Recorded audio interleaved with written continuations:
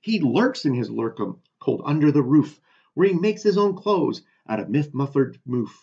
And on dank special nights in August, he peeks out of the shutters, and sometimes he speaks, and tells how the Lorax was lifted away. He'll tell you perhaps if you're willing to pay, and I did that all wrong, and I'm here to stay. Way back in the days when the grass was still green, and the pond was still wet, and the clouds were still clean, and the songs of the swammy songs, swammy, swang, swingy, swammy, swammy, swingy, swamma.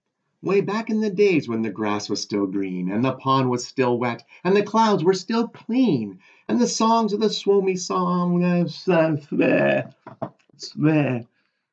in no time at all, I had built a small shop.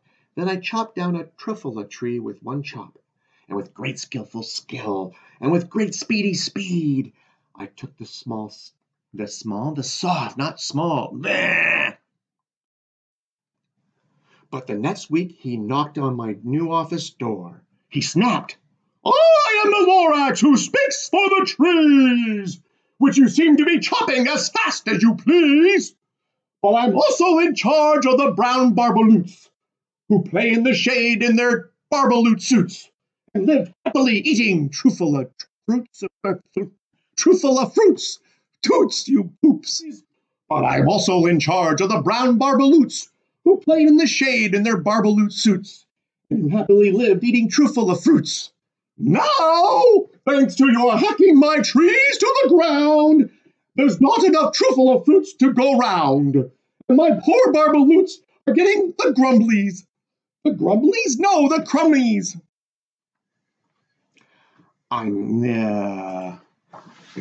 got the wrong look at the start. Then again he came back. I was fixing some pipes when that old nuisance, not nuisance.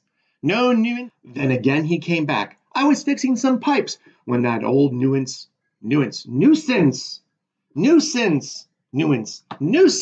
Nowinski's. Then again he came back. I was fixing some pipes when that old nuisance. Then again he came back. I was fixing some pipes when that old nuisance Lorax came back with more gripes. "I am the Lorax!" He coughed and he whiffed, and I still screwed that up, and I'll get back in a jiff. No more trees, no more needs, no more work to be done. So in no time my uncles and aunts, every one, all waved me goodbye. They jumped into my cars, and they drove under the smoke-smuggered stars. Now all that was left 'neath this bad-smelling sky was my big empty factory, the Lorax, and I. And I'd do that again. No more trees, no more needs, no more work to be done. So in no time my uncles and aunts, every one, all waved me goodbye. They jumped into my cars and drove away under the smoke-snuggered stars.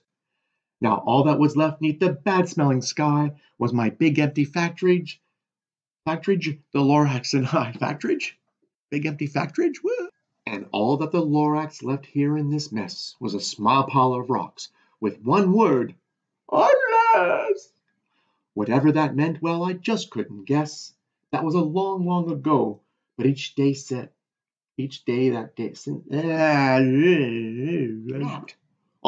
am the Lorax who speaks for the trees. I am the Lorax who speaks for the trees. I am the Lorax. I am the Lorax. I am the Lorax. Mister, you're finding out now. No Christmas is coming. I am the Lorax. I speak for the trees. I speak for the trees have no tongues, and I'm using the wrong voice for the blink of a bun. Wrong voice.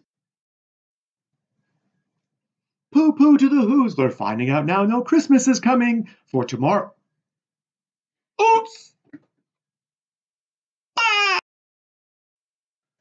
In no time at all, I built a small shop.